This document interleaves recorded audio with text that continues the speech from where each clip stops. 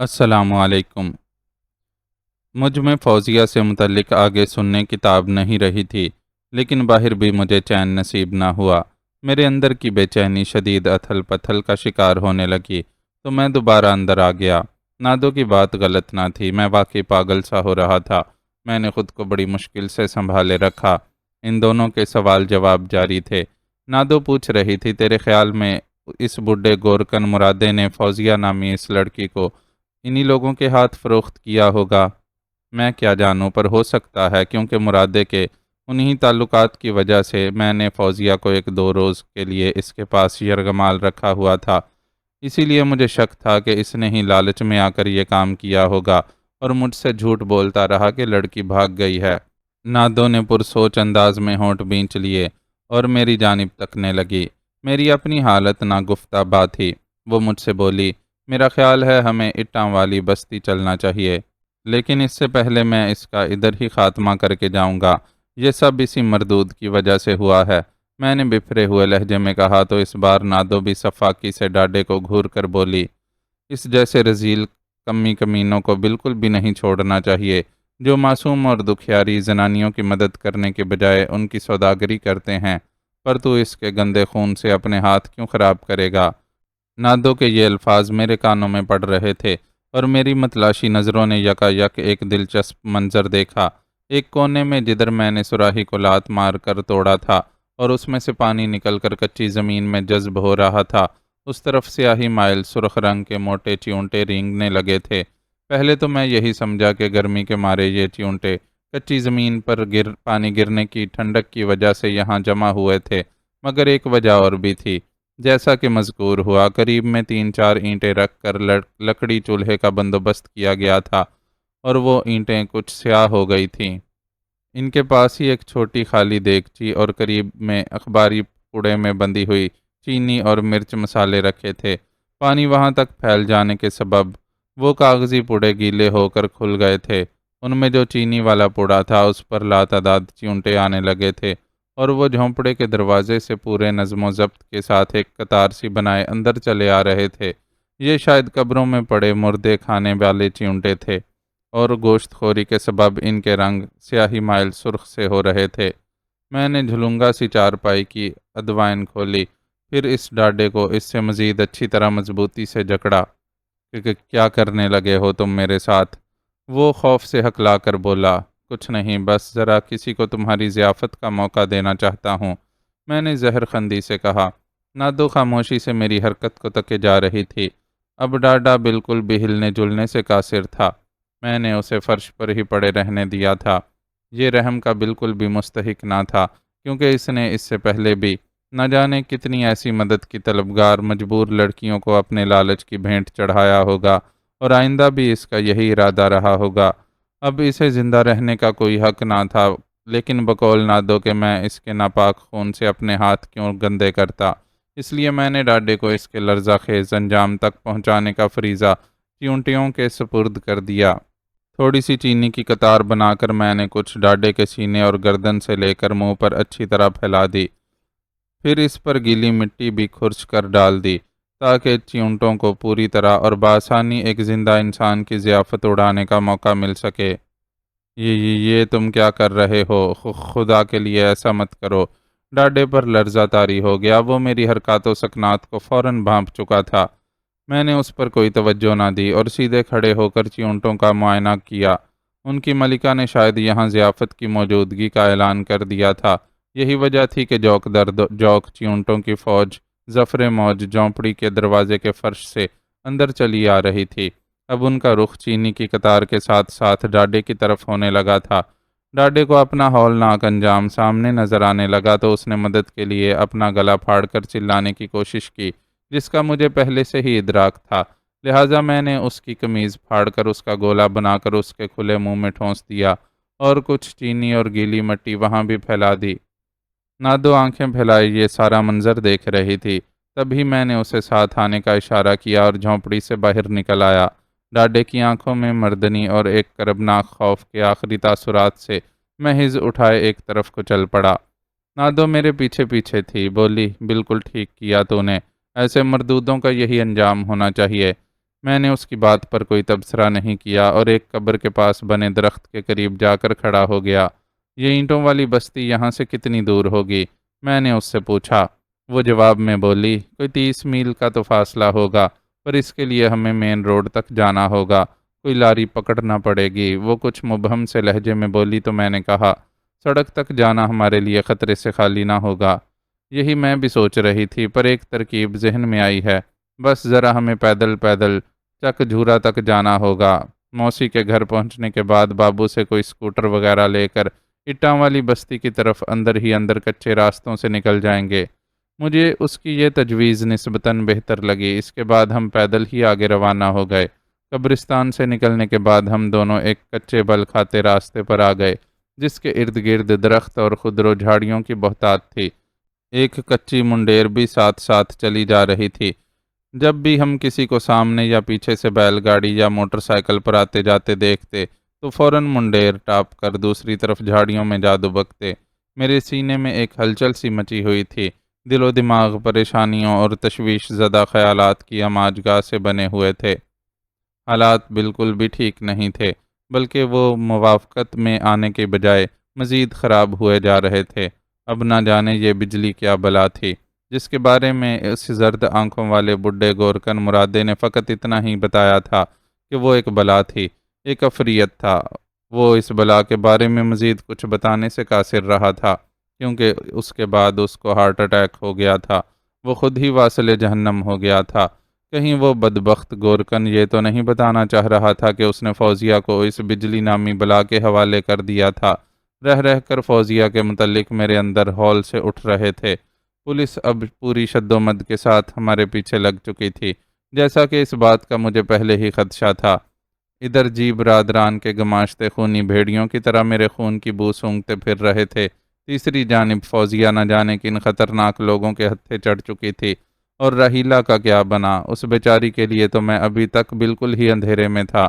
اب خدا ہی میری یہ انگنت مشکلیں آسان کر سکتا تھا، اسی لیے میں نے خود کو تنبہ تقدیر کر دیا تھا۔ مجھے بظاہر یوں گمسم اور چپ چاپ اپنے ساتھ چلتا پا کر نادو کو میرے اندر کی ہونے والی زبردست اتھل پتھل کا اندازہ ہو گیا۔ نوجوانہ پریشان نہ ہو، رب سوہنا سب ٹھیک کر دے گا۔ شکر کر کے فوزیہ کا تو پتہ چل ہی گیا ہے نا۔ حوصلہ رکھ اور خود کو مضبوط رکھ، سب ٹھیک ہو جائے گا۔ خود کو ابھی تک مضبوط ہی رکھا ہے تو فوزیہ کے متعلق اتنا کچھ سننے کے بعد بھی کھڑا ہوں، ورنہ تو کب کا ڈھہ چکا ہوتا۔ میں نے چلتے چلتے جواب دیا، شاوا وے شاوا نوجوانہ، پرواہ نہ کر، میں تیرے ساتھ ہوں۔ بے شک میں ایک عورت ذات ہوں، پر تیرا حوصلہ گرنے نہیں دوں گی، نہ ہی تجھے، وہ مضبوط لہجے میں بولی۔ میں اس کی بات اور اس کے خلوص سے متاثر ہوئے بغیر نہ رہ سکا، اور مردانہ انا کو ایک طرف رکھتے ہوئے بولا، نادو، اس میں کوئی شک نہیں کہ تیرے ساتھ ہونے پر مجھے واقعی بڑا حوصلہ اور ہمت ملتی ہے۔ اکیلا ہوتا تو نہ جانے دیوانگی اور طیش میں کیا کر جاتا۔ پھر ایک لمحے بعد میں نے یوں ہی اس سے بھولے مرحوم کا تذکرہ کر دیا، جس کے بارے میں مجھے نادو کی طرف سے ایک پراسرار سا تجسس تھا۔ بولا، نادو، اس معاملے میں نے تجھے واقعی بہت حوصلے والا پایا ہے۔ تو بھی تو بیچارے بھولے سے محبت کرتی تھی۔ اس نے تیری آنکھوں کے سامنے دم توڑا، اور آج تک میں نے تیری آنکھوں اور تیرے چہرے پر ایک ذرا غم کی پرچھائی تک نہ دیکھی، نہ ہی تو نے اسے دوبارہ یاد بھی کیا۔ میری بات پر اس نے بے تاثر سے لہجے میں جواب دیا، میں دل کی فطری طور پر مضبوط ہوں، ڈرتی کسی سے نہیں ہوں، ورنہ بھولے کا ساتھ کیوں دیتی؟ جی برادران جیسے بااثر لوگوں سے پنگا بھی کیوں لیتی؟ بس میری آزادی پر حرف آئے، یہ مجھے قبول نہیں۔ بھولا مر گیا سو مر گیا، اب جانے والا آ تو نہیں سکتا۔ کیا غم کرے انسان، مردے کے ساتھ زندہ تو مردہ نہیں بن سکتا۔ اس کی بات سن کر میں نے اپنا سر جھٹک دیا۔ میرا تجسس اب بھی دور نہیں ہوا تھا۔ بس اتنا ہی سوچ سکا کہ نادو ایک گونگا پانی تھی، اس کے اندر اس کی تہ میں کیا تھا یہ ظاہر ہی نہیں ہونے دیتی تھی۔ وہ ایک عجیب لڑکی تھی، اس پر مجھے ترس بھی آتا اور غصہ بھی۔ ہم چلتے رہے اور کہیں رکتے سستاتے ہوئے بالآخر چک جھورا پہنچ ہی گئے۔ تب تک سپہر ہو چلی تھی اور شام بھی جھکتی محسوس ہونے لگی تھی۔ موسی گھر میں تھی، بابو کہیں گیا ہوا تھا، لیکن تھوڑی دیر بعد وہ بھی واپس لوٹ آیا۔ اس کے ہمراہ وہی کھٹارا سا ویسپا اسکوٹر تھا، پر اب شاید اس نے اس کی مرمت کر لی تھی اور وہ بالکل درست حالت میں تھا۔ बाबू का चेहरा उतरा उतरा सा था। नादो ने उससे पूछा, क्या हुआ बाबे, ये तेरे चेहरे पर 12 क्यों बज रहे हैं? कुछ नहीं, इतनी मेहनत की थी स्कूटर पर, सोचा अच्छे दाम खड़े कर लूँगा, पर अच्छे तो क्या, इसे कोई खरीदने को ही तैयार नहीं है, उसने जवाब दिया। चोरी की है? नादो ने सवाल किया। कागजात हैं, बस इधर उधर से पुर्जे लाकर इसकी मुरम्मत की है। कागजात कहाँ से होंगे भला? कितनी कीमत है? 10,000। पागल हुआ है, जब भी तो कोई खरीद नहीं रहा है। नादो बोली, एक तो चोरी की, ऊपर से इतना पुराना मॉडल, तेल भी ज़्यादा पीती होगी। नादो उससे सौदेबाजी कर रही थी और मैं खामोश था। मुझे हैरत थी कि नादो आखिर थी क्या शय, हर फन मौला लग रही थी मुझे। 5,000 दूंगी, इसी वक्त बात कर, नादो ने कहा। मैंने देखा बाबू की आंखों में चमक सी उभरी, लेकिन फिर फौरन ही सौदेबाजी वाली होशियारी से बोला, 5,000 तो बहुत कम है बाजी, 4,000 तो इसके पुर्जे खरीदने में लग गए, और मेहनत अलग। पता है मुझे तूने पुर्जे पैसों से खरीदे हैं या पहले ही तेरे पास चोरी का सामान मौजूद रहता है। 5,000 से एक पाई ज्यादा ना दूंगी। नादो उसकी चालाकी में आए बगैर तड़ से बोली, हम तो यूं ही सैर के लिए खरीद रहे थे, तेरी मर्जी। बाबू ने एक नज़र मुझ पर डाली। मैं और नादो पसीने में भीगे हुए थे, इतनी गर्मी में पैदल जो चलकर पहुंचे थे, हालांकि आए हुए हमें थोड़ी देर हो चुकी थी। पर तुम्हारे पास तो एक ज़बरदस्त 125 बाइक थी, वो कहाँ गई? बाबू ने अचानक पूछ लिया। वो किसी की थी, उसे पहुंचा दी हमने। तू अपनी बात कर, 5,000 में दे रहा है या हम निकल चलें शहर, वहीं से हमें कोई और अच्छी बाइक मिल जाएगी। कहते हुए वो सोचती बन गई, फिर मेरी तरफ देखकर बोली, क्या ख्याल है, शहर तो जा ही रहे हैं, कोई और अच्छी सी मोटरसाइकिल खरीद लेंगे। ये उसकी बाबू को राम करने की चालाकी थी, जिसका खातिर खा नतीजा निकला। बाबू की स्कूटर बकौल उसके कोई खरीदने को तैयार ना था। नादो ने उसकी यही कमज़ोरी पकड़ ली थी। वो यकदम बोला, अच्छा बाजी, 5,000 ही दे दो। ठीक है, इसकी टैंकी फुल कर दे। उसने अपने कबाड़ खाने में जाकर, जिधर उसने चोरी के पेट्रोल की चंद बोतलें भर रखी थीं, उसमें से एक उठाकर उसने स्कूटर का टैंक फुल कर दिया। बकौल उसी के टैंकी में पहले भी निस्फ पेट्रोल था। नादो ने उसे 5,000 के अलावा 200 रुपये मजीद देने का वादा कर लिया। वो खुश हो गया। चल अब अपना काम कर, हमें ज़रा ज़रूरी बातें करना है। और देख, अब भी जो थोड़ी बहुत ख़राबी है देख ले, ख़ास इसकी आगे वाली बत्ती, हमें इसी वक्त शायद निकलना पड़े स्कूटर पर। नादो ने उससे कहा। वो खुशी से सर धुनता हुआ बाहर चला गया। क्या ख्याल है नौजवाना, काम तो बन गया रवानगी का, निकल चलें अभी? नादो ने बिलाशुबा तेजी दिखाई थी। बाबू के जाने के बाद उसने मुझसे पूछा। मैं तो खुद फौजिया की तलाश में एक लम्हा भी ज़ाया नहीं करना चाहता था। फौरन कहा, मैं तो तैयार हूँ। नादो की मौसी ने उसकी अमानत संभाले रखी थी, यानी वो छोटा सूटकेस। नादो ने उसमें से 5,000 के अलावा कुछ मजीद पैसे और भी निकाल लिए। इसके बाद बाबू को 5,000 और 500 रुपये इजाफी थमा दिए। वो खुश हो गया। मौसी से नादो ने यही कहा कि हम अभी शहर तक जा रहे हैं, हो सकता है रात गए या फिर सुबह ही वापस आएं। हमने थोड़ा बहुत खाना जहर मार किया। पानी की बोतल नादो ने भर ली, एक सोटी भी उठा ली, बकौल उसके के कच्चे देहाती रास्तों और खेतों खलियानों से गुजरते हुए कुत्ते तंग कर सकते हैं। हम जब रवाना हुए तो शाम झुकने वाली थी। मैं स्कूटर चला रहा था, नादो मेरे पीछे सोटी पकड़े बैठी थी। वेस्पा स्कूटर चलाने का ये मेरा पहला तजर्बा था। बुनियादी तौर पर यह चीज़ सीधी और रवां सड़क पर चलने के लायक थी, क्योंकि स्कूटर के टायर मोटरसाइकिल के मुकाबले में बहुत छोटे होते हैं।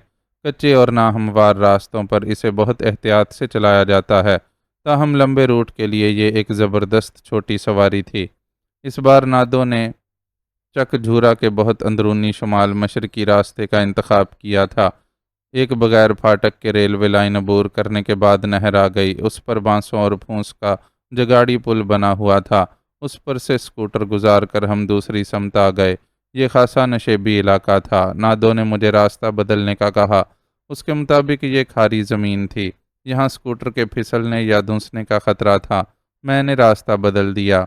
दाएं जानिब झिंगर था और इसके पार कच्चे पक्के गारे मट्टी वाले घरों के आसार नजर आए। इसके करीब से गुजरे तो वहाँ एक बड़े घर के पास ही ढारा सा था, जिसके सामने पलंगड़ी बिछाए एक लुंगी और कमीज पहने शख्स डांग टिकाए बैठा लस्सी पी रहा था। उसने हमारी तरफ एक अचटती सी नज़र डाली। नादो ने मुझे कान में बताया कि یہ مجھوں کا رکھوالا ہے، کیا خیال ہے، لسی پینی ہے؟ میں نے کوئی جواب نہیں دیا۔ آگے خودرو جھاڑیوں کا سلسلہ آ گیا۔ اسی جگہ پر نیم اندھیرے میں گیدڑوں کا ایک غول چیختا چلاتا ہوا نکلا۔ کمبخت میرے اسکوٹر سے بھی ٹکرائے۔ شکر تھا کہ میں خبردار ہو گیا تھا۔ اسکوٹر کو میں نے سنبھال لیا۔ شکر تھا کہ ابھی تک کتوں سے مڈبھیڑ نہیں ہوئی تھی۔ حقیقت یہی تھی کہ میں تو شہری آدمی تھا، کتوں سے بڑا ڈر لگتا تھا۔ البتہ نادو ان کتوں سے بالکل بھی خائف نہیں ہوتی تھی، بلکہ کسی شیرنی کی طرح ان پر پل پڑتی تھی اور انہیں مار بھگاتی۔ ایک جگہ نادو نے مجھے اسکوٹر روکنے کا کہا اور پیاس کا اظہار کیا۔ ہم نے پہلے باری باری بوتل سے منہ لگا کر چند گھونٹ پانی پیا۔ اس کے بعد میں نے نادو سے کہا، آگے چلیں اب؟ ٹھہر ذرا، میں نے صرف پانی پینے کے لیے ہی تھوڑی اسکوٹر رکوایا تھا۔ میں اس کا چہرہ تکنے لگا۔ وہ مجھ سے چند قدم ادھر ادھر سرک کر ارد گرد کا جائزہ لینے لگی۔ میں خاموشی سے اسکوٹر پر ہی بیٹھا تھا۔ میں نے اس کے چہرے پر کچھ الجھن کے آثار محسوس کیے۔ چند ایک بار تو وہ میری نظروں سے اوجھل بھی ہو گئی، پھر واپس آ گئی۔ اب اس کے چہرے سے الجھن غائب ہو گئی تھی اور اس کی جگہ جوش نے لے لی تھی۔ بولی، چل اب۔ میں ذرا راستہ جانچ رہی تھی، مجھے ڈر ہونے لگا تھا کہ بھول رہی ہوں۔ میں نے اسکوٹر سٹارٹ کیا اور پھر ہم روانہ ہو گئے۔ اب شام خاصی جھک آئی تھی۔ میں نے اسکوٹر کی ہیڈ لائٹ روشن کی تو یوں لگا جیسے کوئی لالٹین جلا دی ہو۔ بہت کم روشنی تھی اس کی، یہ بھی شاید ٹھیک ہی تھا۔ زیادہ روشنی یوں بھی ہمارے لیے صحیح نہیں تھی۔ چند میل آگے بڑھنے کے بعد نادو نے یہاں مجھے پھر رکنے کا کہا۔ میں نے اسکوٹر روک دیا اور انجن بند کر دیا۔ اب یہاں ہر سو سناٹے کا راج تھا اور دیہاتی جنگل پر ہو کا عالم تھا۔ ایسے میں یوں ہی دل و دماغ پر ہیبت سی طاری ہونے لگی۔ نادو اسکوٹر سے اتر کر پھر ادھر ادھر جانے لگی۔ تیسری بار وہ درختوں کے ایک جھنڈ میں غائب ہوئی تو کافی دیر بعد برآمد ہوئی۔ میرے قریب آ کے بولی، خدا کا شکر ہے کہ ہم بالکل صحیح سمت پر جا رہے ہیں، پر آگے ایک مسئلہ ہوگا۔ وہ کیا؟ میں نے اس کی طرف دیکھ کر پوچھا۔ آگے مین روڈ آ رہا ہے، اسے پار کرنا ہوگا۔ تو کیا ہوا، کر لیں گے پار، کون سا اس پر سفر کرنا ہوگا؟ وہ تو ٹھیک ہے، پر اس طرف تھانہ محمد پور کی حدود ہے اور پولیس سے سامنا ہونے کا ڈر ہوگا۔ ہم کوئی لمبا موڑ کاٹ کر مین روڈ پار کر لیں گے۔ میں نے اسے تجویز سجھائی تو وہ بولی، اس کے لیے پھر ہمیں ایک لمبا چکر کاٹنا پڑ جائے گا۔ ایک بڑے رسک سے بچنے کے لیے یہ تو کرنا ہی پڑے گا۔ میں نے کہا، اور پھر ہم کون سا پیدل ہیں، سواری ہے ہمارے پاس، چل پھر اگے ٹر۔ کہتے ہوئے وہ اچھل کر اسکوٹر پر بیٹھ گئی۔ نیچے اتر، کک مارنی ہے مجھے، میں نے کہا۔ وہ مسکراتے ہوئے نیچے اتر گئی۔ ویسپا اسکوٹر کا یہی مسئلہ تھا، پہلے کک مارنی پڑتی تھی، اس کے بعد سوار ہوا جاتا تھا۔ ہم ایک بار پھر آگے بڑھ گئے۔ ابھی تھوڑا ہی فاصلہ طے کیا ہوگا کہ اچانک مجھے یوں لگا جیسے اسکوٹر کے انجن میں سے دو آوازیں آ رہی ہوں۔ میں پہلے یہی سمجھا شاید کوئی خرابی واقع ہونے لگی ہے۔ جب غور کیا تو ایک دم میرا دل دھک سے رہ گیا۔ یہ میرے اسکوٹر کے انجن کی ڈبل آواز نہیں تھی، بلکہ کسی دوسری گاڑی کے انجن کی آواز تھی۔ میں نے یکدم رفتار آہستہ کر لی۔ کیا ہوا؟ نادو نے چونک کر پوچھا۔ کوئی اور گاڑی بھی ہمارے پیچھے آ رہی ہے، میں نے سرسراتے لہجے میں کہا۔ تبھی نادو نے بھی کان لگائے۔ دوسری گاڑی کے انجن کی آواز صاف سنائی دے رہی تھی۔ وہ یکدم گھبرا کر بولی، کوئی گڈی شڈی اس طرف آ رہی ہے، چل اس طرف لکتے ہیں، یعنی چھپتے ہیں۔ اس نے سامنے والے درختوں کے جھنڈ کی طرف اشارہ کرتے ہوئے کہا۔ میں اسکوٹر کا انجن بند کر چکا تھا۔ ہم نیچے اتر آئے۔ میں اسکوٹر کو ہینڈل سے کھینچتا ہوا تیزی سے اس طرف بڑھا۔ ہم دونوں اسکوٹر سمیت جھنڈ میں دبک گئے اور پھر خودرو جھاڑیوں سے کچے راستے کی طرف تکنے لگے۔ میرا دل زور زور سے دھڑکنے لگا۔ کجراری شام میں سامنے تنگ سا کچا راستہ ملگجے اندھیرے میں ڈوبا ہوا تھا۔ ہمارے عقب سے ایک تیز ہیڈ لائٹ ابھری، یہ کوئی گاڑی ہی تھی۔ میں نے اس کے آہنگ پر غور کیا، تب تک نادو بھی اندازہ کر چکی تھی۔ سرگوشی میں میرے کان میں بولی، کوئی موٹر سائیکل ہی لگتی ہے۔ میں نے کوئی جواب نہیں دیا۔ ذرا دیر بعد ہی آواز قریب آ گئی اور میری نظروں نے اس طرف دیکھا تو یکلخت جیسے میرا دل اچھل کر حلق میں آن اٹکا ہو۔ ملگجی شام کے نیم اندھیرے میں ایک بائک کی تیز ہیڈ لائٹ نظر آئی۔ بائک کی آواز بھاری سائلنسر کی تھی۔ وہ درمیانی رفتار سے کچے راستے پر ہچکولے کھاتی ہوئی پاس سے گزرنے لگی۔ میری دم بخود سی نظریں تب تک بدستور اس کا احاطہ کیے رہی تھیں جب تک وہ ہمارے بالکل قریب سے آگے نہ گزر گئی۔ اب اس کی عقبی سرخ بتی دکھائی دینے لگی اور کچھ دیر بعد وہ بھی غائب ہو گئی۔ یہ دونوں تو وہی مردود تھے گگل اور اس کا ساتھی منیرا، جس سے ہماری مدعے کی کھاد والی دکان میں مڈبھیڑ ہوئی تھی۔ مان ہی نادو نے سرسراتی سرگوشی میں کہا۔ اس کی آواز میں واضح طور پر لرزش تھی۔ خود میں بھی متفکر تھا، کیونکہ قریب سے ان دونوں کو گزرتے ہوئے میں نے دیکھ لیا تھا۔ وہ بس ہم سے 2-3 فٹ کے فاصلے سے ہی تو گزرے تھے۔ ہاں، بائک بھی مجھے وہی لگتی ہے، شاید پولیس سے ان لوگوں نے اپنی بائک حاصل کر لی ہے، میں نے کہا۔ بہت اتاولے ہو رہے ہیں یہ دونوں مردودے ہماری تلاش میں، نادو نے خالص دیہاتی لہجے میں کہا۔ ہاں، دونوں برابر ہمارے پیچھے لگے ہوئے ہیں، میں نے بھی خیال ظاہر کرتے ہوئے دھیمی آواز میں کہا۔ لگتا ہے پھلاں وسطی میں چاچا وسایا کی دکان پر اچانک نازل ہونے والی پولیس نے انہیں ان کی چوری کی بائک کے بارے میں بتا دیا ہوگا، اور یہ دونوں فوراً ان کے پاس پہنچے ہوں گے، اپنی بائک لی اور ہمارے تعاقب میں۔ لیکن انہیں ہمارے راستے کا علم کیسے ہوا؟ ہم پکڑے تو نہیں گئے تھے؟ نادو نے درمیان میں بات کاٹ کر متوحش سے لہجے میں کہا۔ ہم نہیں تو ان کی بائک تو ان کے ہتھے چڑھ گئی تھی نا، اس سے ہی ان دونوں نے اندازہ لگا لیا ہوگا، اور پوچھتے پاچھتے فوراً ہی ہماری تلاش میں نکل کھڑے ہوئے ہوں گے۔ بہت تیز ہیں دونوں۔ لیکن نادو مزید کچھ کہنا چاہتی تھی کہ اچانک میں نے اسے خاموش رہنے کا اشارہ کیا۔ میرے کان ایک بار پھر کھڑے ہو گئے۔ کیا ہوا؟ اس نے بہت نیچی آواز میں گھبرا کر پوچھا۔ بائک کی آواز ابھی تک آ رہی ہے، میرے ساتھ فضا میں کان کھڑے کر کے وہ بھی کچھ سننے کی کوشش کرنے لگی۔ ستیاناس، یہ دونوں تو آگے جا کر رک گئے ہیں۔ نادو کو بھی ٹھہری ہوئی بائک کے انجن کی آواز آ گئی، لیکن چند لہجوں کے بعد ہی ایکسیلیٹر دینے کی آواز ابھری، اور پھر یوں لگا جیسے آگے تھوڑی دیر رکنے کے بعد وہ پھر روانہ ہو گئے ہوں۔ نکل گئے آگے دونوں، میں نے سرسراتے لہجے میں کہا۔ اب کیا کرنا ہے؟ نادو پریشانی سے بولی۔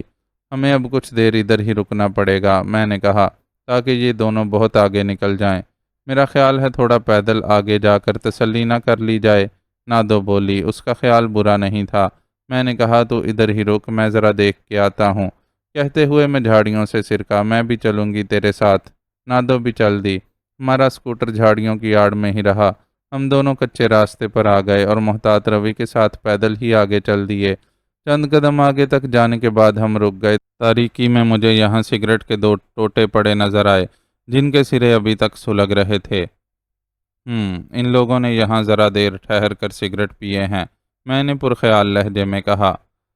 نادو تھوڑی دیر خاموش رہی، پھر بولی۔ وہ اب آگے نکل گئے ہیں، ہمیں چلنا چاہیے۔ میں نے اس کی بات پر اپنے سر کو اثباتی جنبش دی۔ ہمیں ان دونوں کی تسلی ہو گئی کہ وہ بہت آگے نکل چکے ہیں، تو ہم پھر واپس اپنی جگہ پلٹ آئے۔ اب ہمیں اس راستے کو چھوڑ کر دوسرا راستہ اختیار کرنا پڑے گا نادو، میں نے اپنے کسی کھٹکے ہوئے خیال تلے کہا۔ وہ کیوں؟ وہ تو آگے ٹر گئے ہیں۔ پتہ نہیں کیوں میرا دل اندر سے کھٹک رہا ہے کہ ان کا یہاں تھوڑی دیر ٹھہرنا بے معنی نہیں ہے۔ بالآخر میں نے اپنے شبہے کا اظہار کر ڈالا۔ ایسے حالات میں یہ وسوسے آتے ہی ہیں ذہن میں، لیکن پھر بھی اگر ہم دوسرا راستہ اختیار کر لیں تو اچھا ہی ہے، میں نے کہا۔ دوسرا راستہ تو بہت لمبا پڑ جائے گا، وہ بولی۔ یہ راستہ بھی تو طویل تھا، پر وہ اس سے بھی زیادہ طویل ہے، اور میرا دیکھا بھالا بھی نہیں، ہم بھٹک بھی سکتے ہیں۔ نادو کے لہجے میں تشویش در آئی تھی۔ اس کی بات سن کر میں نے پرسوچ انداز میں اپنے ہونٹ بھینچ لیے۔ وہ اظہارِ تشفی دوبارہ مجھ سے بولی۔ تو پریشان نہ ہو، اللہ کا نام لے کر اسی راستے پر چلتے ہیں، پر ذرا ہوشیاری سے۔ وہ دونوں مرن جوگے گگل اور منیرا بہت آگے نکل گئے ہوں گے۔ چاروں نہ چار مجھے اس کی بات پر صاد کرنا ہی پڑا۔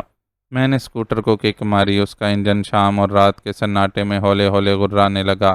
ایک بار پھر ہم روانہ ہو گئے۔ رات پوری طرح اتر چکی تھی، کتوں سے ابھی مڈبھیڑ نہیں ہوئی تھی۔ ہمارے ارد گرد اجاڑ بنجر ویرانہ تھا۔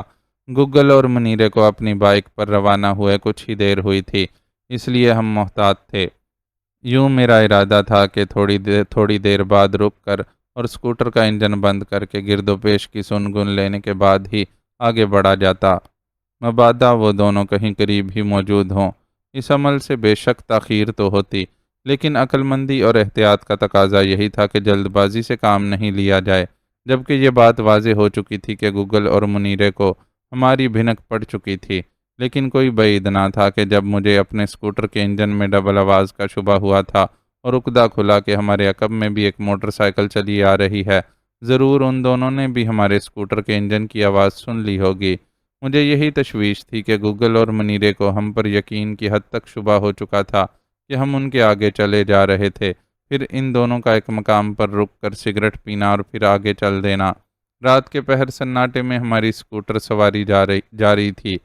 آسمان صاف اور روشن تھا، چاندنی جوبن پر تھی اور تاروں کی روشنی اکناف کے ماحول کو کسی قدر منور کیے ہوئے تھی۔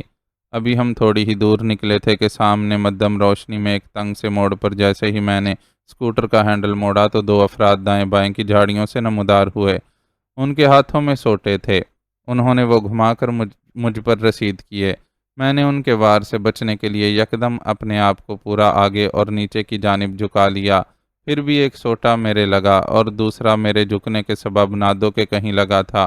اس بیچاری کو پڑنے والے سوٹے کی ضرب زوردار ثابت ہوئی، جبکہ بروقت جھک جانے کی وجہ سے ایک کا سوٹا جیسے میرے سر کو مس کرتا گزرا تھا، مگر وہ بھی خاصا زوردار ہی محسوس ہوا تھا مجھے۔ نتیجے میں نادو کی کربناک سی چیخ ابھری اور اس اچانک حملے سے اسکوٹر مجھ سے سنبھل نہ سکا۔ نادو تو سوٹے کی ضرب لگتے ہی گر چکی تھی۔ میں بعد میں اسکوٹر سمیت لہراتا ہوا قریب کی جھاڑیوں میں جا گرا۔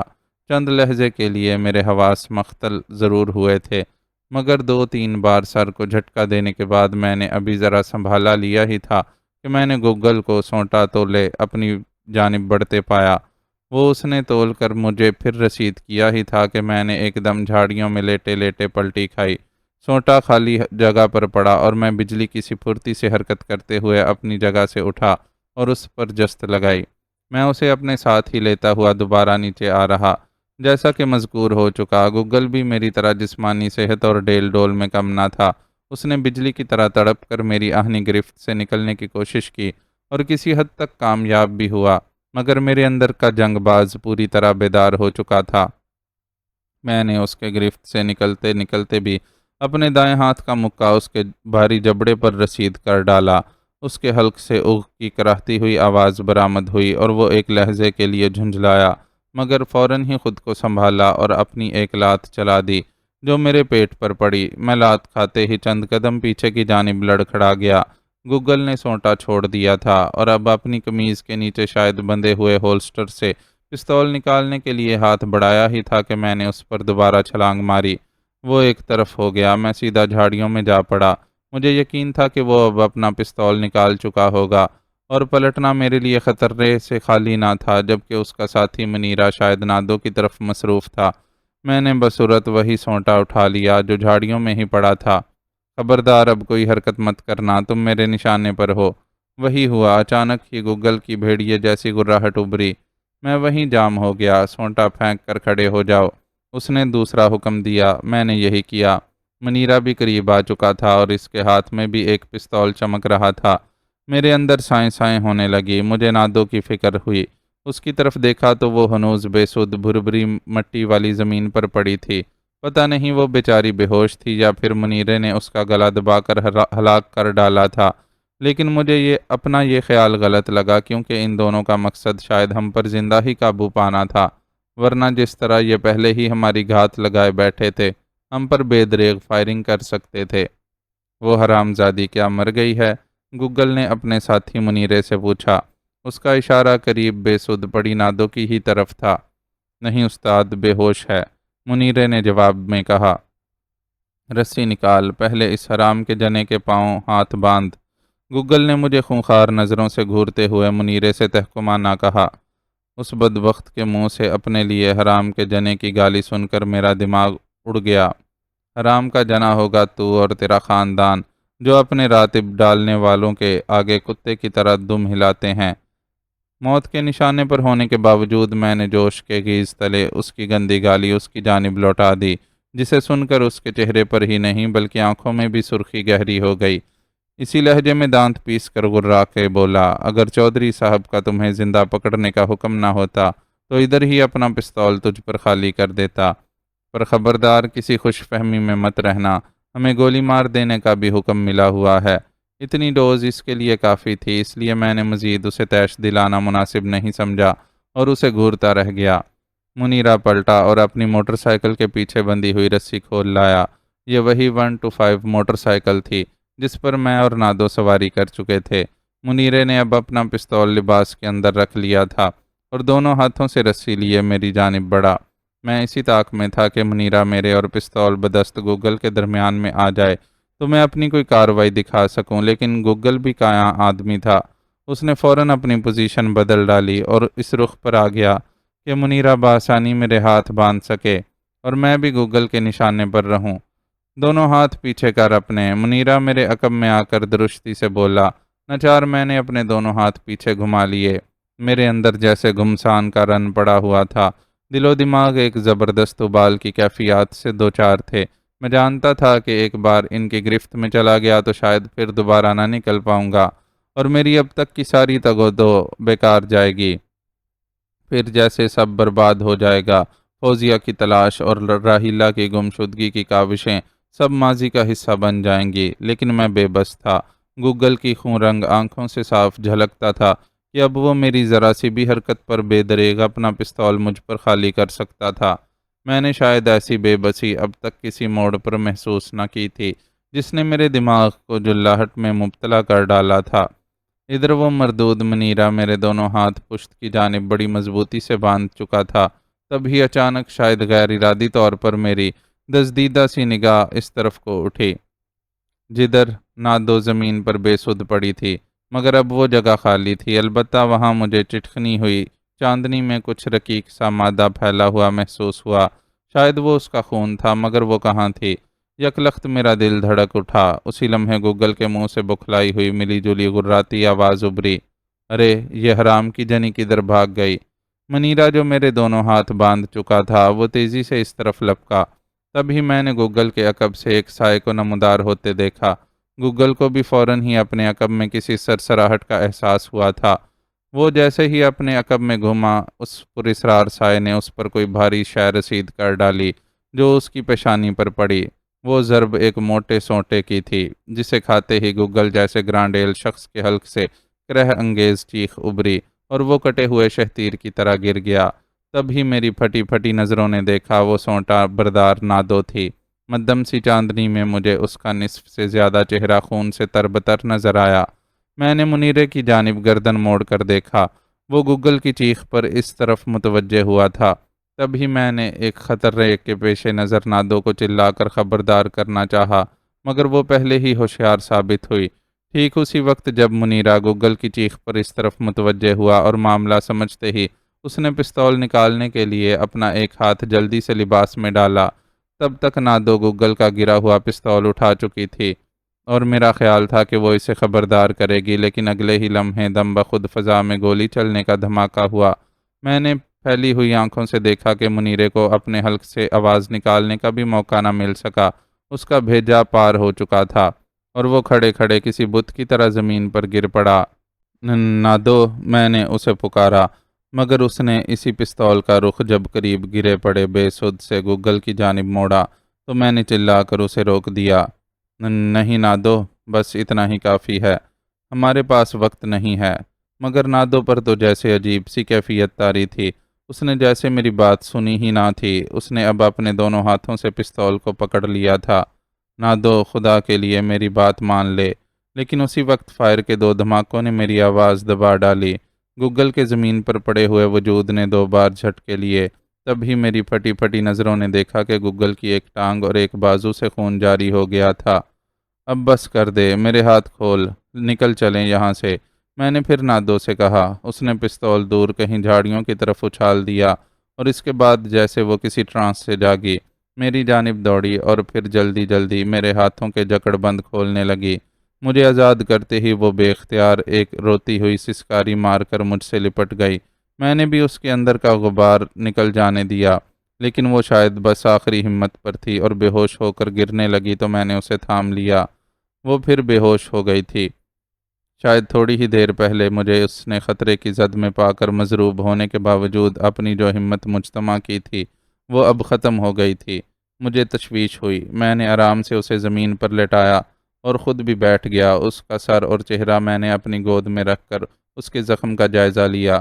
اس کی پیشانی پر کچھ گہرا زخم تھا، وہاں سے خون ابھی تک بہہ رہا تھا۔ میں نے سب سے پہلے اپنی شرٹ کا دامن پھاڑ کر اس کی پٹی باندھ دی، پھر اس کا چہرہ پونچھا۔ وہ خون میں لت پت ہو رہی تھی۔ نہ جانے کب سے اس بیچاری کا خون پیشانی سے بہہ بہہ کر اس کے کپڑوں کو رنگین کر چکا تھا۔ نادو کی یہ حالت دیکھ کر مجھے یکلخت تفکرات نے آن گھیرا۔ شکر تھا کہ اس کی سانسیں ہموار تھیں۔ خون بہے جانے کی وجہ سے اس پر نکاہت ضرور طاری تھی، تاہم اس نے جو تھوڑی دیر پہلے ہمت دکھائی تھی میں وہ کبھی نہیں بھلا سکتا تھا۔ تبھی میں نے بھی اپنے حواس بحال کیے اور اس کا سر نہایت آہستگی سے اپنی گود سے ہٹا کے زمین پر رکھا، پھر کچھ سوچ کر اٹھا اور موٹر سائیکل کی جانب بڑھا۔ خوش قسمتی سے وہاں سائیڈ میں ایک خاکی تھیلا نصب تھا۔ اس کے اندر آئل میں لتھڑے ہوئے کچھ کپڑوں کے علاوہ پانی کی بوتل بھی رکھی ہوئی تھی۔ وہ میں لے آیا اور اس کے چھینٹے میں نے نادو کے چہرے پر مارے اور ساتھ ہی بوتل اس کے ہونٹوں سے لگا دی۔ کچھ پانی اس کے حلق میں اترا تو اس نے کھانستے ہوئے اپنی آنکھیں کھول دیں۔ پانی پیو اور پیو، میں نے اسے دوبارہ ہوش میں آتے دیکھ کر کہا۔ اس نے کئی گھونٹ بھرے، حتیٰ کہ بوتل خالی ہو گئی۔ نادو تم ٹھیک تو ہو نا؟ میں نے بڑے پیار سے پوچھا۔ وہ بے اختیار اس حیت قضائی میں مسکرا دی، پھر اپنی پٹی بندی پیشانی پر ہاتھ رکھا اور تھوڑا کراہی۔ میں نے پٹی باندھ تو دی ہے پر مرہم لگانا ضروری ہے، میں نے کہا۔ وہ اٹھ بیٹھی۔ بلا شبہ وہ ایک باہمت لڑکی تھی۔ اس نے موقع کی نزاکت اور سنگینی کو دیکھتے ہوئے خود کو جلد سنبھالنے کی کوشش کی۔ اس نے ایک ذرا اپنی گردن موڑ کر زخمی حالت میں پڑے گوگل اور پھر منیرے کی سر ادڑی لاش کی طرف دیکھا اور بے اختیار ایک سسکاری مار کے میرے سینے میں منہ چھپا کے رو پڑی۔ نہ جانے اس نے کس جذبے اور جوش تلے آ کر یہ سب کر ڈالا تھا، اور اب ذرا سکون پاتے ہی جیسے اسے یقین ہی نہ آیا ہو کہ یہ سب اس نے کیا تھا۔ سب ٹھیک ہو جائے گا، تو اٹھ سکتی ہے نا؟ میں نے پیار سے اس کے سر پر اور بکھرے ہوئے بالوں پر ہاتھ پھیرتے ہوئے کہا۔ اس نے اپنا چہرہ میرے سینے سے اٹھایا اور میرے سہارے سے اٹھ کھڑی ہوئی، پھر بولی، ہمیں فوراً آگے بڑھنا ہے سہراب۔ اس پر اب جیسے پہلے والی ہمت غالب آ گئی تھی۔ ہم دونوں کھڑے ہو گئے۔ وہ ذرا لڑکھڑائی اور پھر سنبھلی۔ ہمارا اسکوٹر ایک جانب گرا پڑا تھا۔ میں نے وہ سیدھا کیا اور اسے کک ماری۔ 2-4 دفعہ کک مارنے کے بعد ہی اس کا انجن سٹارٹ ہو سکا تھا۔ نادو میرے پیچھے بیٹھ گئی۔ میں نے اسے خود سے لپٹ کر بیٹھنے کی ہدایت کی تھی۔ اس نے اپنے دونوں ہاتھ میری کمر اور پیٹ کے گرد باندھ کر اور اپنا سر میری پشت پر ٹکا دیا تھا۔ میں نے اسکوٹر آگے بڑھا دیا۔ پیش آمدہ حالات کی کشاکشی کے بعد میرے اعصاب کچھ شل سے ہو رہے تھے، دماغ بھی سن سا ہوتا جا رہا تھا۔ ہم بلا شبہ ایک کڑے امتحان اور سخت آزمائش سے نکل جانے میں کامیاب ہوئے تھے۔ گوگل اور اس کے ساتھی کے ہتھے چڑھ جانا سبوتاژ ہونے کے مترادف ہی ہوتا۔ نادو کا وہ جی برادران جو حشر کرتے سو کرتے، خود میں بھی ان ظالموں کے عتاب اور ظلم سے نہیں بچتا، پھر نہ جانے فوزیہ اور راحیلہ کا کیا بنتا۔ تاہم میں نے ہمت اور حوصلے کا دامن ہاتھ سے جانے نہ دیا۔ نادو تو پھر عورت ذات تھی۔ بے شک وہ دیہات کی پروردہ ایک صحت مند لڑکی تھی، لیکن پھر بھی اس کی ہمت اور جوش سے میں متاثر ہوئے بغیر نہ رہ سکا۔ اس نے جلد ہی خود کو سنبھال لیا تھا، مجھ پر ظاہر ہی نہیں ہونے دیا تھا کہ وہ ایک کاری زخم کھائے ہوئے ہے۔ اب بھی وہ مجھ سے باتیں کرتی رہی اور راستوں کے بارے میں بتاتی رہی۔ اسی طرح سفر کرتے ہوئے ہم مین روڈ کے قریب پہنچ گئے۔ شکر تھا کہ اب تک حالات ٹھیک رہے تھے۔ دور سے ہی مین روڈ پر اکا دکا آتی جاتی گاڑیوں کی بتیاں نظر آ جاتی۔ ہم یہاں تھوڑی دیر ٹھہرے تھے، گرد و پیش کا جائزہ اور سنگن لیتے رہے۔ اس کے بعد میں مین روڈ کے ساتھ قدرے نشیب میں بنے ناہموار راستے پر اسکوٹر دوڑاتا رہا، پھر ایک مقام پر مین روڈ پر اسکوٹر لے آیا۔ دور و نزدیک سناٹا تھا۔ سڑک پر پہلے سے گزری ہوئی چند ایک گاڑیوں کی عقبی سرخ بتیاں دور سے نظر آ رہی تھیں۔ بائیں جانب سے ایک گاڑی کی ہیڈ لائٹس نظر آئیں۔ میں نے ابھی اپنا اسکوٹر سڑک پر نہیں چڑھایا تھا، کنارے پر ہی تھا۔ یہاں قدرے ڈھلان تھی اور اس پر خودرو اگی ہوئی تھی۔ جب تک وہ گاڑی بھی نہیں گزر گئی، ہم اسکوٹر سمیت گھاس کے عقب میں ہی رکے رہے۔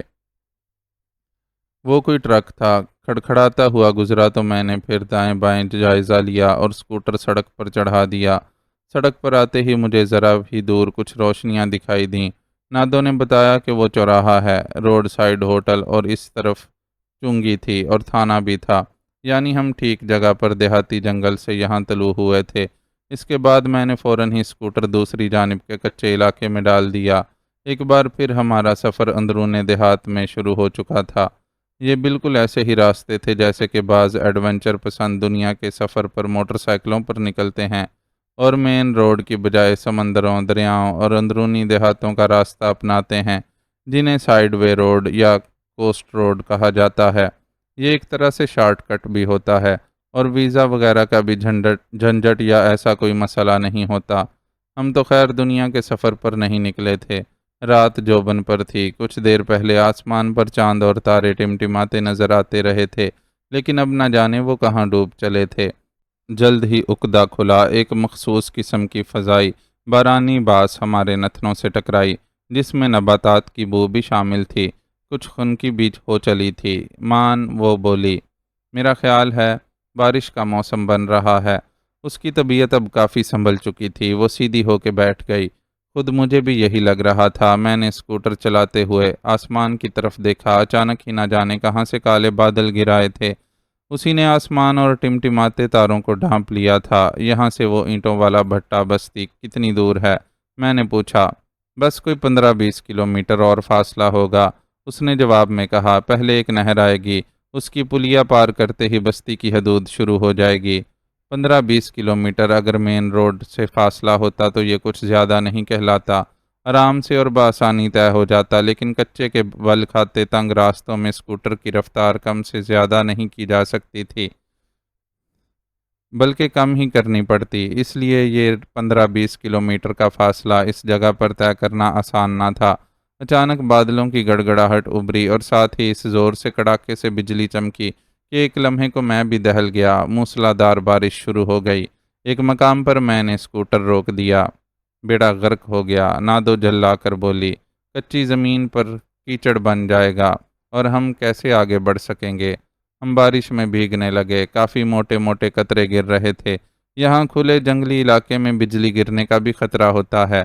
مجھے بھی یہی ڈر لگا ہوا تھا۔ جب بھی آسمانی بجلی کڑکتی میں دہل سا جاتا۔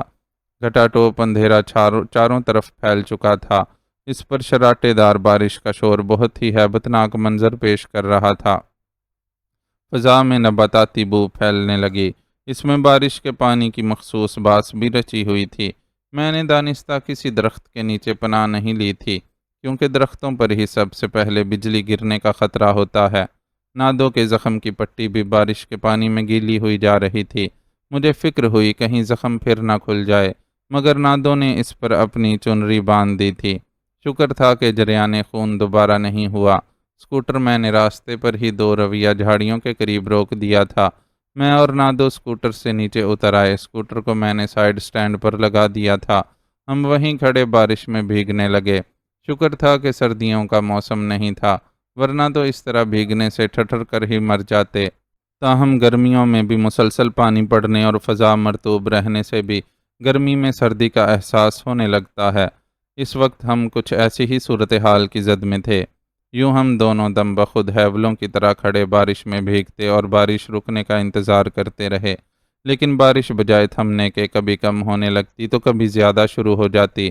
جب مزید 15-20 منٹ اور بیت چکے اور بارش کم زیادہ ہوتی رہی تو میں نے ہی نادو سے کہا، کیا خیال ہے ہم ابھی مین روڈ سے زیادہ دور نہیں آئے ہیں؟ پختہ سڑک سفر کے لیے ٹھیک نہیں رہے گی۔ نادو نے فوراً جواب نہیں دیا، وہ کچھ سوچتی رہی۔ میں نے پھر کہا، بارش میں ہر کسی نے محفوظ اوٹ لے رکھی ہوگی، ہم آگے نکل جائیں گے۔ بات تو تیری ٹھیک ہے، پر آگے جا کر ہمیں دوبارہ کچے میں اترنا ہی پڑے گا، باقی کا راستہ سارا کیچڑ والا ہوگا، تو فاصلہ تو کم ہو جائے گا نا، پہنچ ہی جائیں گے گرتے پڑتے اپنی منزل پر۔ میں نے کہا۔ میرے لہجے میں جلاہٹ تھی۔ نادو نے میری اس تجویز پر کوئی ساد نہیں کیا۔ میں بھی چند لہجے کے لیے خاموش رہا۔ تب ہی اچانک بارش اس بار کم ہوئی تو اس نے دوبارہ زور نہیں پکڑا۔ اب ہلکی بوندا باندی ہونے لگی تھی۔ میں نے نادو سے کہا، آگے چلیں اب؟ نادو نے میری طرح سر اٹھا کر آسمان کی طرف دیکھا، وہ اب صاف ہو چلا تھا۔ کہیں کہیں بادلوں کے آوارہ ٹکڑے تیرتے دکھائی دیے، تاہم ان کا اتحاد منتشر ہو چکا تھا اور اب تارے بھی نظر آنے لگے تھے۔ دور کہیں جھکے ہوئے چاند کی روشنی بھی ماحول میں رچنے لگی تھی۔ دھواں دار بارش کے شور و شغب کے بعد ایک دم طاری ہونے والا سناٹا کافی ٹھٹکا دینے والا محسوس ہوا۔ نادو بولی، چل بسم اللہ کر، پر ذرا دھیان رکھنا، کیچڑ پھیل گئی ہے، اسکوٹر سلپ نہ ہو جائے۔ اللہ مالک ہے، آؤ، میں نے کہا اور اسکوٹر کو کک مار کے سٹارٹ کر دیا۔ وہ میرے پیچھے بیٹھ گئی۔ میں نے اسکوٹر آگے بڑھا دیا، ہیڈ لائٹ روشن کر دی۔ شکر تھا کہ بارش میں بھیگنے کے باوصف وہ جلد ہی سٹارٹ ہو گیا تھا۔ اسکوٹر کی ہیڈ لائٹ کی مردنی سی روشنی میں مجھے کچا راستہ کیچڑ زدہ ہی نظر آنے لگا۔ کافی جگہ پانی بھی کھڑا تھا۔ اس کے اندر سے بمشکل میں نے اسکوٹر نکالا۔ کئی بار تو گرتے گرتے بھی بچے، مگر شکر رہا کہ آگے بڑھتے ہی رہے۔ ایسے میں رفتار مزید کم ہو گئی تھی اور اسکوٹر کے ہینڈل کو زور سے تھامے اور اسے سنبھالے رہنے کے سبب میرے دونوں بازوؤں میں درد بھی ہونے لگا تھا۔ گویا اب تھکن طاری ہونے لگی، لیکن میں نے آہستہ ہی صحیح سفر نہیں توڑا، اسے جاری ہی رہنے دیا۔ ایک مقام پر راستہ گھوم رہا تھا، آگے کھیت تھے، اس کے پار دور کہیں چاند تاروں کی روشنی میں بے ترتیب گھروں کے ہیولے سے نظر آنے لگے۔ میں نے قدرے خوشی سے پوچھا، کیا ہم منزل پر پہنچ چکے ہیں؟ سامنے کھیت اور گھر تو نظر آ رہے ہیں۔ نہیں، اسے پار کر کے آگے جانا ہے، ابھی نہر بھی کہاں آئی ہے، نادو نے کہا، اور میری خوشی پر جیسے اوس پڑ گئی۔ اب تو میرا دماغ بھی تھکنے لگا تھا اور اعصاب شل ہو رہے تھے۔ مجھے تھوڑا آرام کرنا چاہیے تھا، مگر ایسا نہیں کیا، جس کی سزا ہمیں جلد ہی بھگتنا پڑ گئی، کیونکہ جیسے ہی ہم نے ایک مقام پر موڑ کاٹا، اسکوٹر کا اگلا ٹائر سلپ ہوا۔ اس بار میں گرنے سے اسکوٹر کو نہ بچا سکا۔ ہم دونوں ہی اسکوٹر سمیت کیچڑ اور پانی میں چھپاکے سے گرے۔ اسکوٹر کا انجن گوں گوں کرتا ہوا بند ہو گیا۔ نادو کے حلق سے چیخ خارج ہو گئی۔ ہم دونوں ایک دوسرے سے تھوڑے تھوڑے فاصلے پر ہی گرے تھے۔ میں نے جلدی سے اٹھ کر نادو کو سنبھالا۔ میری طرح وہ بیچاری بھی پانی اور کیچڑ سے لت پت ہو چکی تھی۔ اس کے صحت مند جسم پر گیلے کپڑے چپکے ہوئے تھے، چنری بھی کہیں کہیں سے شکستہ اور پھٹ گئی تھی، اور وہ ساری کیچڑ سے بھر گئی تھی۔ یہی حالت میری بھی تھی۔ اکناف میں گہرا سکوت طاری تھا، لیکن ان میں اب جھینگروں اور برساتی مینڈکوں کی آوازیں آنے لگی تھیں۔ چوٹ تو نہیں آئی تجھے؟ میں نے اسے سنبھالتے ہوئے پوچھا۔ مجھے اس کی پیشانی کے زخم کی فکر تھی۔ چوٹ کو گولی مار، اسکوٹر دیکھ، کہیں جواب تو نہیں دے گیا۔ ابھی بہت آگے جانا ہے ہمیں، وہ اپنی پٹی پر ہاتھ رکھتے ہوئے بولی۔ اس پر بھی جلاہٹ طاری تھی۔ میں اسے چھوڑ کر اسکوٹر کی طرف متوجہ ہوا۔ وہ ایک طرف کو گرا پڑا تھا۔ میں نے اسے اٹھا کر سیدھا کیا۔ ٹائروں پر کرتے ہی میں نے اسے کک ماری، 2-4 کک لگانے پڑے، تب ہی وہ سٹارٹ ہوا۔ یہ تو سٹارٹ ہو گیا، اب ہمارے کپڑے، ان کا تو کھانا خراب ہو گیا۔ میں نے نادو کی طرف دیکھ کر کہا، بھاڑ میں جائیں کپڑے، اگے ٹر۔ اس نے کہا، یوں بھی یہ اچھا ہی تھا، میرے اور نادو کے خون میں لتھڑے کپڑے اب دھل گئے تھے۔ بہر کیف میں اسکوٹر پر سوار ہو گیا۔ وہ میرے پیچھے بیٹھ گئی۔ میں نے پھر اسکوٹر آگے بڑھا دی۔ اسی مشقت سے اسکوٹر چلاتے ہوئے بالآخر ہم ایک نہر کے قریب آ گئے۔ شکر تھا کہ اس عرصے میں محافظ یا آوارہ جنگلی کتے ہمارے دوارے نہیں آئے، کیونکہ نادو کے پاس بھی اب سوٹی نہیں رہی تھی، وہ کہیں گر گئی تھی۔ اب میں نادو کے کہنے کے مطابق اسکوٹر نہر کے متوازی چلانے لگا۔ ریتلے کراڑے پر تاروں کی ملگجی روشنی پھیلی ہوئی تھی۔ دفتن وہیں ہمیں چند کتوں کے سائے نظر آئے۔ یہ ایسے منظر میں مجھے بڑے ہولناک محسوس ہوئے۔ ہمیں دیکھتے ہی انہوں نے بھونکنا شروع کر دیا اور تیزی سے کراڑے کی ڈھلان سے نیچے دوڑتے ہوئے ہمارے تعاقب میں آنے لگے۔ ستیہ ناس جائے ان مردودوں کا! پیچھے بیٹھی نادو نے حسب عادت انہیں کوسنے دیے۔ تیرے پاس تو سونٹی بھی نہیں اور راستہ بھی ایسا نہیں کہ میں اسکوٹر دوڑا سکوں، یہ کمبخت ہمیں آن لیں گے۔ میری آواز میں واضح طور پر کپ کپاہٹ تھی۔ نادو کو جانے کیوں ایسے خطرناک موقع پر ہنسی آ گئی۔ یار تو بڑا ڈرتا ہے کتوں سے، تو اور کیا، تو نہیں جانتی ان کے دانتوں میں کس قدر مہلک زہر ہوتا ہے، کاٹ لیں تو انسان بھونکنے لگتا ہے اور پانی سے ڈرتا ہے، بڑی قسم پرسی میں انسان دم توڑ دیتا ہے۔ ہاں معلوم ہے، کتے کے کاٹے ہوئے ایسے انسان کو ہڑک اٹھنا بولتے ہیں، جس میں وہ انسان کتے کی طرح صرف بھونکتا ہی نہیں ہے بلکہ کاٹنے کو بھی دوڑتا ہے، نادو نے کہا۔ اس وقت اس کی معلومات پر اش اش کر اٹھنے کا میرا بالکل بھی موڈ نہیں ہوا۔ کتے بھونکتے ہوئے نہر کے کراڑے سے نیچے کیچڑ زدہ راستے پر آ گئے۔ ایسے راستے پر میں اسکوٹر زیادہ تیز نہیں دوڑا سکتا تھا، گرنے کا احتمال ہوتا۔ کیا کروں؟ میں چیخا۔ روک دے اسکوٹر، میں دیکھتی ہوں ان ناس پیٹوں کو، نادو نے بالآخر دانت پیس کر کہا۔ میں نے اس کے کہنے پر اسکوٹر روک دیا۔ کتے خوفناک انداز میں بھونکتے ہوئے ہمارے قریب ہی پہنچ چکے تھے۔ نادو جلدی سے اتری اور انہیں مخصوص انداز میں ہشکارے دینے لگی۔ میں اسکوٹر سائیڈ سٹینڈ پر کیے کھڑا تھا۔ وہ کتوں میں گھر چکی تھی۔ وہ کوئی 5-6 کتے تھے اور اس وقت مجھے دنیا کے بھیانک ترین اور جہنمی مخلوق کی طرح ہی نظر آ رہے تھے۔ ان میں دبلے اور موٹے کتے بھی تھے۔ نادو کو زخمی ہونے کے باوجود ان میں گھرا دیکھ کر میری مردانہ غیرت جوش مارنے لگی۔ تاہم میں اس لیے خاموش تھا کہ شاید نادو کو ان کتوں سے نبرد آزما ہوئے بغیر انہیں مخصوص انداز میں ہوشکارے دے کر بھگانے کا کوئی طریقہ آتا ہو۔ بے شک نادو دیہات کی پروان چڑھی عورت تھی اور اسے شاید اس خطرناک صورتحال سے نمٹنے کا تجربہ بھی ہو، لیکن باوصف اس کے میرا دل نہیں کیا کہ اسے ان کتوں کے رحم و کرم پر چھوڑ دوں۔ وہ کسی بھی وقت اسے کاٹ سکتے تھے اور اس پر چڑھ دوڑنے والے تھے، کیونکہ وہ بڑے خونخوار ہو رہے تھے۔ ہوشکارے انہیں مزید بھڑکا رہے تھے۔ پھر یہی وہ وقت تھا جب ایک کتے نے نادو پر جست بھری اور پہلی بار میں نے اس نڈر لڑکی کے حلق سے دہشت بھری چیخ ابھرتے محسوس کی۔ میرے اندر کا نڈر جنگجو اور جوش خیز سے بھرپور انسان جاگا۔ اب میں تماشا نہیں دیکھ سکتا تھا۔ نادو کے ہوشکارے ان خونخوار اور جنگلی کتوں کے آگے کام نہ آ سکے تھے۔ میں نے وہیں سے جست لگائی اور ساتھ ہی ایک ایسی زوردار چیخ ماری کہ دیگر کتے بدک کے پیچھے ہٹ گئے۔ نادو پر چڑھائی کرنے والے کتے نے ابھی اسے کاٹا نہیں تھا کہ میں نے قریب پہنچ کر اسے جھپٹ لیا۔ نہ جانے اس وقت میرے اندر یہ کیسا جوش جاگا تھا کہ میں خود کو بھی ایک خونخوار درندہ ہی محسوس کرنے لگا تھا۔ یہ شاید میرے جیسے انسان کے خوف و ہراس کی وہ آخری حد ہوتی ہے جب وہ محسوس کرنے لگتا ہے کہ اب بقا صرف جنگ بازی میں ہی ممکن ہے۔ یہی وجہ تھی کہ میں نے بلا خوف اس چڑھائی کرنے والے کتے کے جسم کو دبوچا تو اس کی پچھلی ٹانگیں میرے دونوں ہاتھوں میں آ گئیں۔ میں نے اسے نادو پر سے کھینچا اور فضا میں 2-3 بار گھمیریاں دے کر اسی کے ساتھیوں پر اسے پٹکنے کے انداز میں پھینکا۔ اس کتے کے حلق سے کوں کوں کی آواز برآمد ہونے لگی اور وہ فضا میں لہراتا ہوا اپنے ساتھیوں کے جمگٹے کے درمیان جا گرا۔ اس کے ساتھی پیچھے ہٹ گئے۔ میں نے نادو کو دیکھا، وہ ٹھیک تھی، گری ہوئی تھی اور اب اٹھنے کی کوشش کر رہی تھی۔ میرے اندر آندیاں سی چلنے لگی تھیں۔ جوش خیز میرے روئیں روئیں میں لاوے کے مانند اچھلنے لگا۔ باقی کتوں نے میرے ہاتھوں اپنے ساتھی کا یہ مقدور بھر حشر دیکھا اور بس ذرا ہی دیر کے لیے پیچھے ہٹے تھے، لیکن اب ان کا ٹارگٹ میں بن چکا تھا۔ وہ پھر خونخوار انداز میں بھونکتے ہوئے میری جانب لپکے۔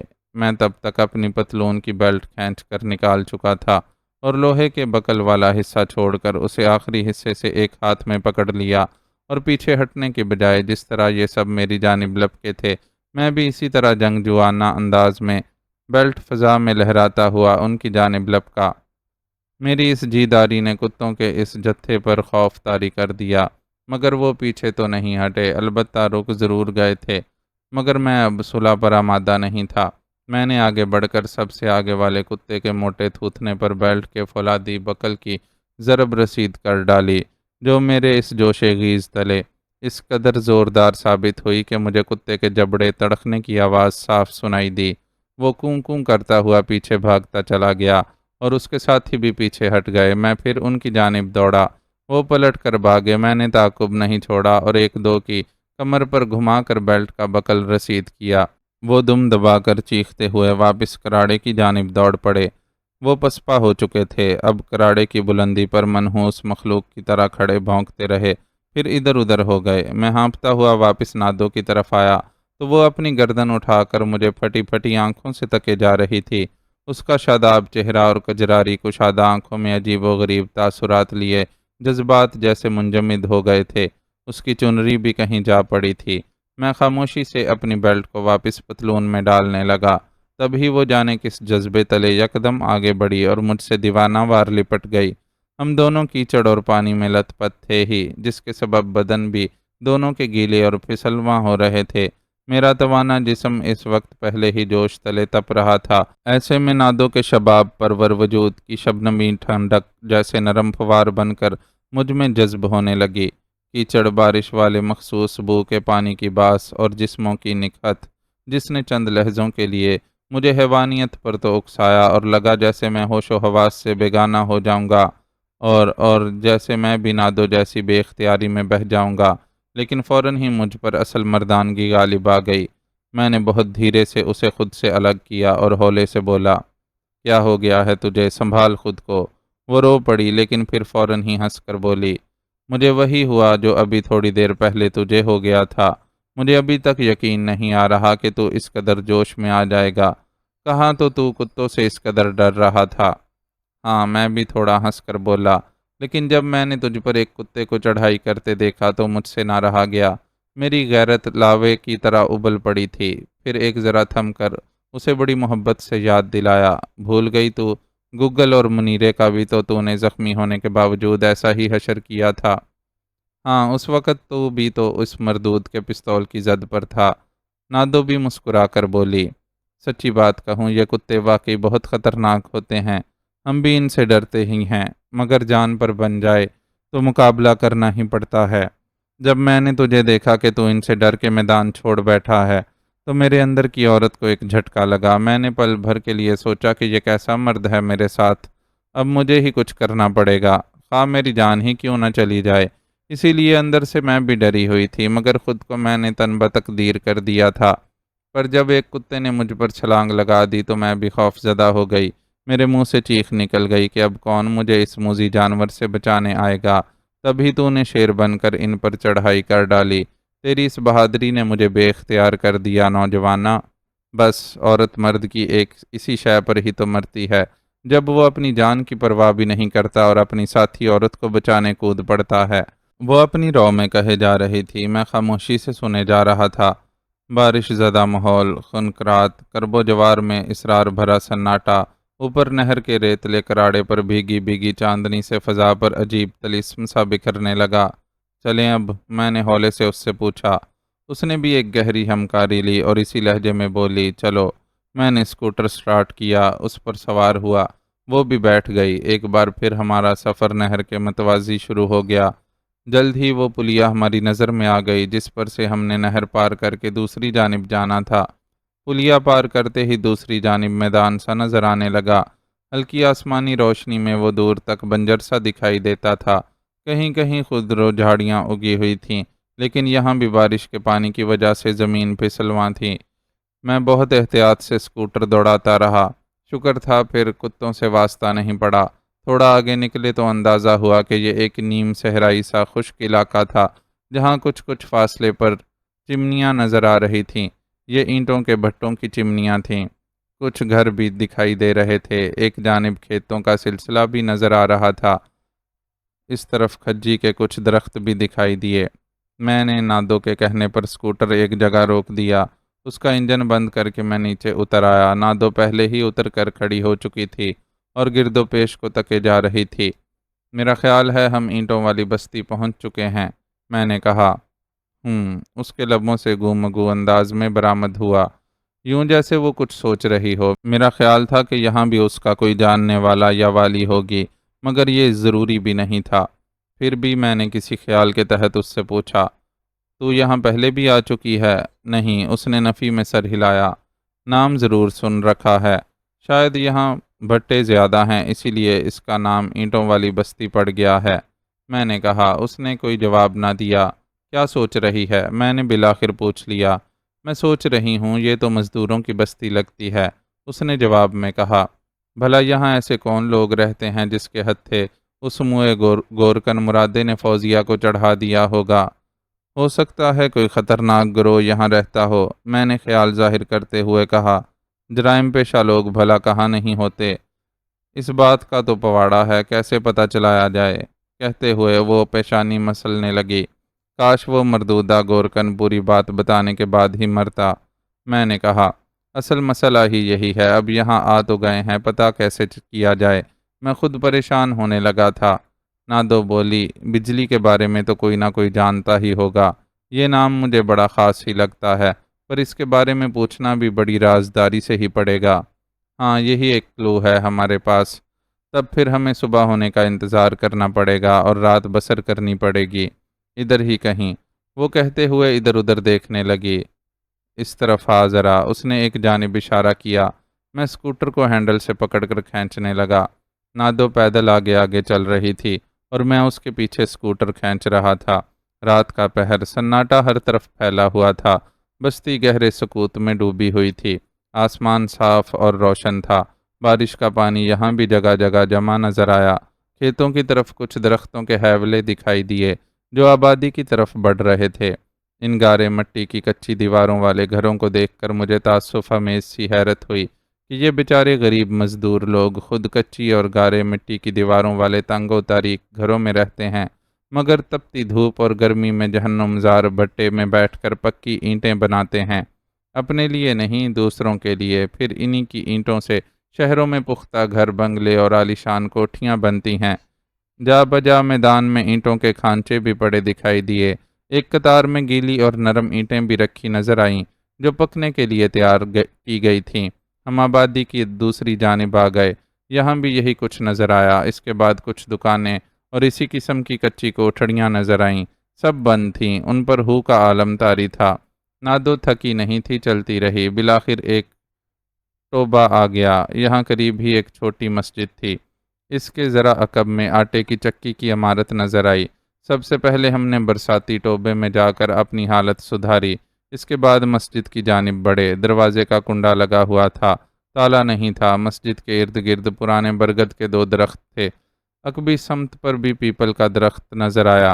ہم دروازے کی کنڈی کھول کر اندر آ گئے۔ سامنے صحن تھا، اس کے وسط میں گھنا درخت تھا، اس کے نیچے دریاں بچھی ہوئی تھیں، ایک کونے میں وضو کی جگہ تھی اور وہاں مٹی کے لوٹے رکھے ہوئے تھے، پاس ہی اینٹوں کی آڑ تھی۔ سامنے کے رخ پر اندر ایک کوٹھڑی نما کمرہ تھا۔